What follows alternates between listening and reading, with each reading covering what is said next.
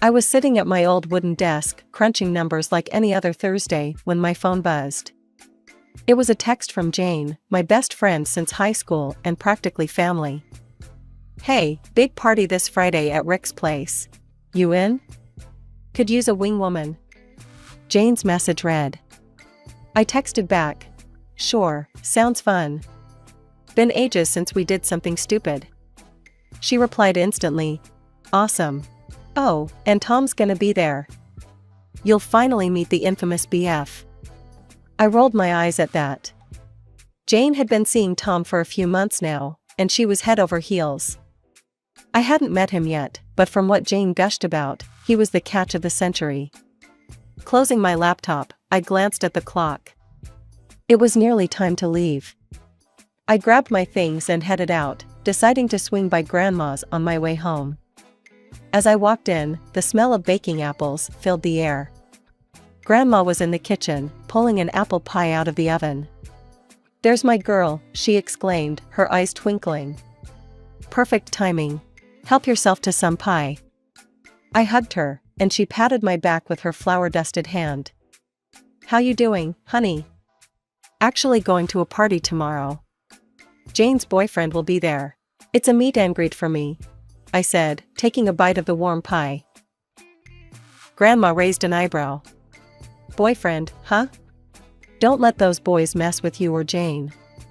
"We joked about that the other day," I laughed. "Said no man's born who could mess with our squad." "Good, keep it that way," she advised, her tone firm but loving. "Men come and go, but your bond with Jane, that's for keeps." I nodded, knowing she was right. After pie, I helped clean up and told her about the party details.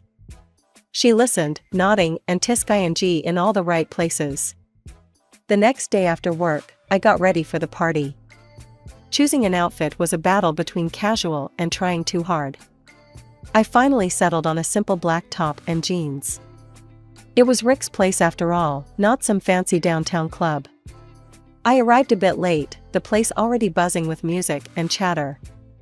Jane spotted me first, waving frantically from across the room where she stood with a tall, dark-haired guy. "Emma, you made it. Come meet Tom," she shouted over the music. As I approached, Tom turned and smiled, his gaze lingering a bit too long for a casual once-over. "Heard a lot about you," he said, his voice smooth. "Only the good stuff, I hope," I replied, trying to match his casual demeanor. "All good, promise," Jane chimed in, her eyes darting between us. Something in her look made me cautious, but I brushed it off as party nerves. We chatted, the three of us, and Tom was charming, making me laugh more than I expected. But every now and then, his compliments felt a tad too pointed, his glances a little too sharp. I ignored the nagging feeling in my gut, blaming it on overthinking. After the party, things between Tom and me picked up speed faster than I ever expected. Just 3 months down the line, and there I was, standing in front of a mirror in a bridal shop, staring at my reflection in a white dress that I had picked out in a dizzying rush. My mom was with me, and she kept fussing over every little detail, making sure the veil sat just right on my head. "Emma, you look beautiful, honey. But are you sure? This all seems so fast," she said, her voice laced with worry. I forced a smile, trying to brush off the doubt that kept creeping up. "Mom, it's fine. We're fine. Tom's great, you know that." She sighed, smoothing down the fabric of my dress.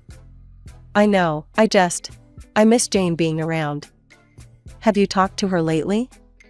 The mention of Jane was a jab to my gut. We hadn't spoken since the engagement party, a party she left early, with a tight smile and an even tighter hug goodbye. "Not really, Mom. You know how it is. Things just got a bit complicated." The weeks leading up to the wedding were a blur of planning and tension. Jane's absence was a gaping hole in every festivity. I tried reaching out to her, but my calls went to voicemail, and my texts remained unanswered. It hurt more than I cared to admit, and with each passing day, the weight of her absence grew heavier. Finally, the wedding day arrived. The walk down the aisle was a mix of smiles and well wishes, but all I could see was the empty seat where Jane should have been. Tom stood at the altar, looking dapper and smiling broadly as I approached. His eyes were bright, but behind the joy, I caught a flash of something else. Was it impatience? We exchanged our vows, and the pastor pronounced us husband and wife. The reception that followed was lively, with music and laughter filling the air, but the celebrations felt hollow without Jane laughing and dancing beside me. During the reception, I overheard a conversation that made my stomach turn. Tom was talking to some of his buddies, not noticing I had walked up behind him. "Yeah, it's all set now. She's a good girl, got her head on straight, especially with finances.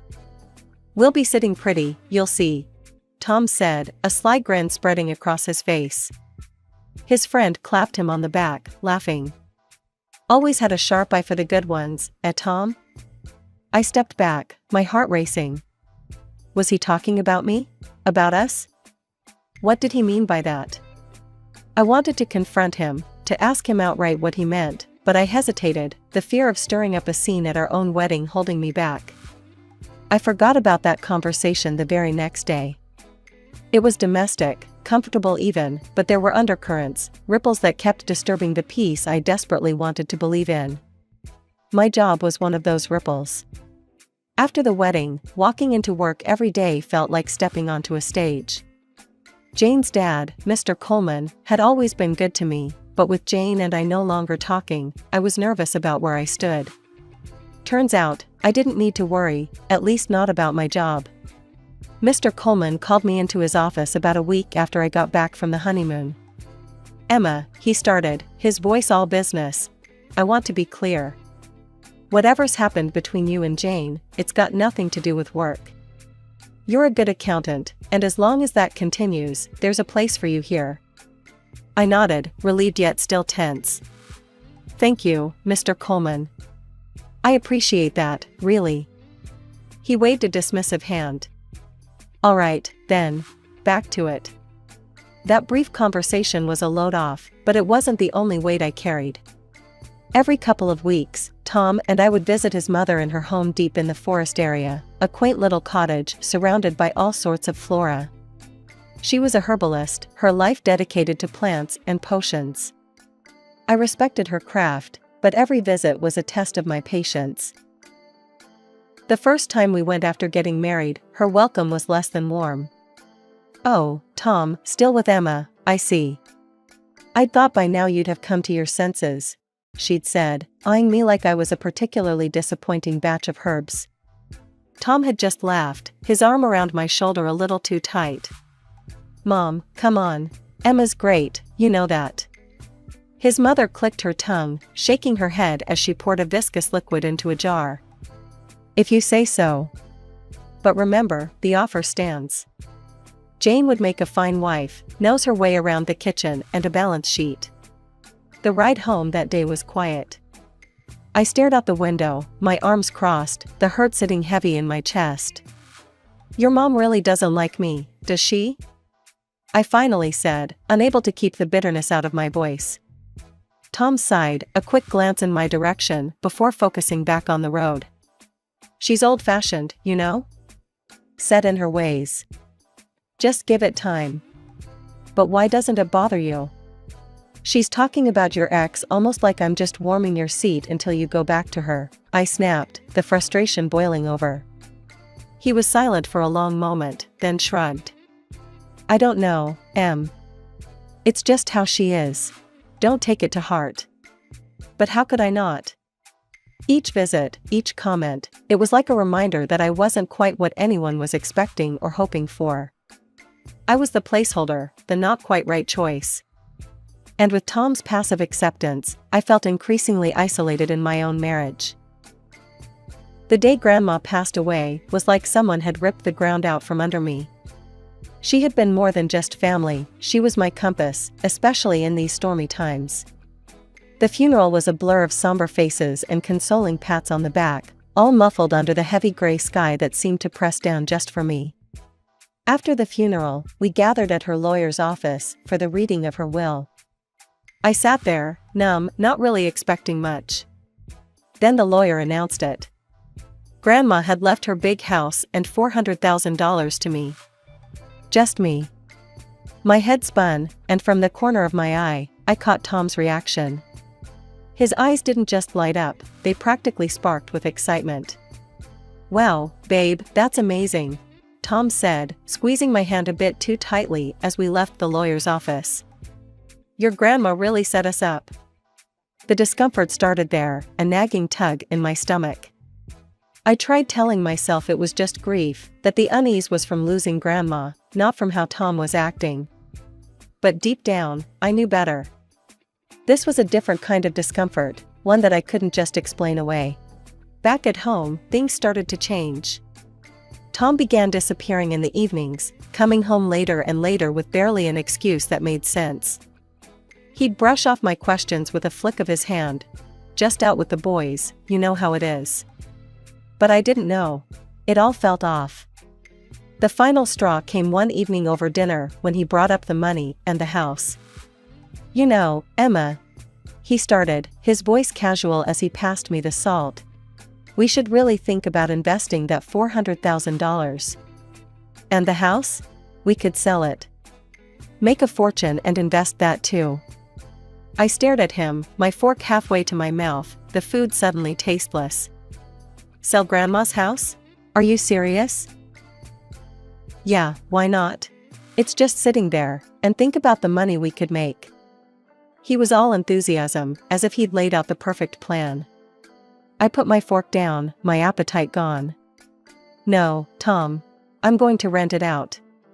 It's what she would have wanted, and the money's going into a fund for our future children's education."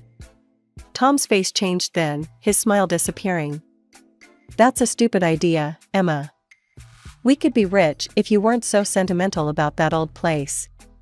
His words stung, and we ended up in a heated argument, voices raised, words that couldn't be taken back thrown carelessly into the space between us.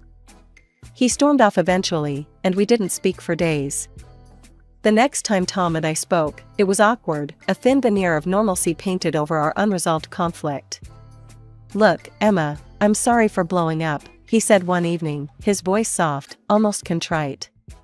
"I just think we need to think about our future, about making the most of what we've got." I nodded, not trusting myself to speak, my words likely to betray the resentment that had started to fester. "We'll do it your way," he added, but the way he said it, like a concession rather than agreement, left me cold. As days turned into weeks, the distance between us grew. Tom spent more time out, and I spent more time at Grandma's house, planning the renovations needed to turn it into a rental property. It was one of those rare Sundays when we didn't have much planned, so Tom suggested we go visit his mom. I agreed reluctantly. Each visit was harder than the last, but I didn't want to be the reason he couldn't see his mother. She greeted us with her usual reserved smile, but it didn't take long for the atmosphere to shift. Not even halfway through dinner, she started rubbing her temples, her sighs heavier than the humid summer air. "I've been feeling so unwell lately," she moaned, casting a pointed glance my way as if my mere presence might be the cause. Tom immediately jumped to her aid, his voice filled with concern. "Mom, what's wrong? Is there anything we can do?" I knew that tone, it was the prelude to him volunteering my time like it was his to give. And sure enough, his next sentence was directed at me. "Emma, maybe you could stay here for a few days? Help Mom out?" I was already shaking my head before he finished. "Tom, you know I've got a packed schedule at work. Besides, maybe it's time to consider a more permanent solution?" "I don't trust modern medicine," she snapped, waving a dismissive hand at me. Her other hand gestured towards the shelves lined with herbs and bottles. "I have my remedies. I just need a bit of help around here, that's all." The ride home was icy. Tom's disappointment was palpable, a thick fog that filled the car and left no room for reasoned conversation. "You know, I'm not sure you really love me," he said suddenly, his voice cold and distant. "Refusing to help my mom says a lot about your feelings towards my family." I turned to him, stunned. "How can you question my love based on this?" I've supported every decision, attended every family gathering, and now you say this? You don't act like someone who's part of this family. Maybe I made a mistake marrying you. He shot back, the words slicing through the last threads of my patience. Are you saying you want a divorce? I asked, my voice barely a whisper. If things don't change, maybe I do, he replied curtly, his profile stark against the passing streetlights. The next few weeks were rough. Tom withdrew further, busying himself with anything that meant not having to spend time with me. At night, he'd talk to his mother on speakerphone, her loud, self-pitying complaints about her health echoing through our apartment. Oh, Tom, I don't know how much longer I can manage on my own, she'd wail. Your wife doesn't even care if I die. And each time, Tom would look at me with accusation in his eyes, as if her health was my responsibility. After several nights of this, I couldn't take it anymore. I started wearing earplugs, the soft foam a blessed barrier against her manipulative moans. It was a usual Thursday afternoon when I decided to check our joint savings account, a routine I had pushed aside for months due to the constant chaos at home. Logging in, I anticipated seeing our usual balance, but the numbers that greeted me sent a chill down my spine. The account was nearly drained. Stunned, I scrolled through the transaction history. Large withdrawals stamped with just ATM and no further explanation. My heart raced as I pieced together that these withdrawals coincided with the nights Tom came home late or not at all. I felt a sickening mix of betrayal and panic gnawing in my stomach. I couldn't confront Tom, not yet. I needed more information, something concrete before I sparked a confrontation that I wasn't prepared to handle. That's when the idea of hiring a private detective came to me. I found a reputable detective online and explained my situation over a hushed phone call from the back of a cafe. 3 agonizing weeks later, the detective called me back. We need to meet, was all he said. Sitting across from him in a dimly lit corner of a different coffee shop, the detective laid it all out. Your husband's in deep, he started, his eyes not leaving the file in front of him. He's racked up a significant amount of gambling debt. The kind that gets dangerous. My hands trembled. How bad? Bad enough that he's desperate. He's been talking about your finances, specifically your inheritance, as a way out. I recorded a conversation between him and his mother. It seems they have plans for your assets. He played the audio clip. Tom's voice, casual and cold, discussing how soon my money would fix everything. I felt nauseous listening to his plans, spoken so freely, as if I was nothing more than an obstacle to be dealt with. I was still reeling from this revelation when my phone buzzed. It was Jane, my long-lost friend, the one person I thought I had pushed too far away to ever return. Her text was simple, need to talk. Can you meet today? Hours later, I sat across from Jane in yet another cafe, the noise around us a stark contrast to the silence that had stretched between us for months. She looked nervous, playing with her coffee cup before she spoke. Emma, I'm here because Tom has been contacting me. He's made advances, said things. She paused, her voice shaking. He told me he made a mistake marrying you, that he should have been with me all along. I felt like I was in a nightmare, everything spinning out of control. You're telling me this now? Why? Because he asked me to do something unthinkable. He wanted me to convince my dad to fire you. Said that once you were jobless, you'd have no choice but to depend on him, to move in with his mother. She pushed her phone across the table, playing a recording of their conversation. Tom's voice, clear and manipulative, detailing his plan like he was plotting a business move. I sat there, stunned and heartbroken. Not just by Tom's betrayal, but by the enormity of his deceit and manipulation. Leaving the cafe, I felt a mix of fear and clarity. It was clear now that Tom and his mother were not just overbearing, they were dangerous. The drive over to Tom's mother's house that weekend felt longer than usual. I felt like I was heading straight into the lion's den, armed with nothing but a fragile plan and a heavy heart. When we arrived, his mother greeted us with her customary cold warmth, a thin smile that never quite reached her eyes. Almost immediately, she started her usual routine of complaints and thinly veiled barbs. "Oh, Emma, dear, I'm just so frail these days, barely can manage on my own," she lamented as we settled into the musty living room. I nodded, my stomach churning, but I had my own plans. "Why don't we start with a little walk outside? Some fresh air might do us all good." His mother hesitated, then agreed, shuffling towards the door with more agility than her complaints suggested. Once outside, I made a show of tying my shoelace and let them walk ahead, slipping back into the house under the guise of grabbing a forgotten sweater. Once inside, I quickly turned on the dictaphone app on my phone and tucked it under a cushion on the sofa. My heart pounded as I rejoined them, the device now safely recording whatever would transpire in my absence. We walked for a bit, the conversation light, but my mind was elsewhere. After making sure they were well engaged in idle chatter, I excused myself, claiming a sudden headache and the need for a quick lie down.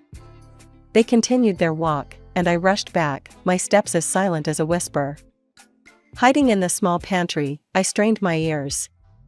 Soon, their voices floated through the door, Tom's laced with excitement, his mother's dripping with sinister joy. "It's almost ready, Mom. Once Emma moves in for a few weeks to help out, we can start with the herbs you prepared," Tom said, his voice a cold hiss that sent shivers down my spine. "Oh, Tom, dear, everything's prepared. Those special herbs of mine, they work fast and leave no trace. Just make sure she drinks her tea every morning. No one will suspect a thing," his mother replied, her giggle sending waves of horror through me. "And once she's gone, no more debts hanging over my head. I can finally clean up my mess and move on. Maybe with Jane," Tom continued, unaware of the betraying silence that filled the rest of the house. Feeling like my entire body was encased in ice, I carefully made my way out and back to the empty living room.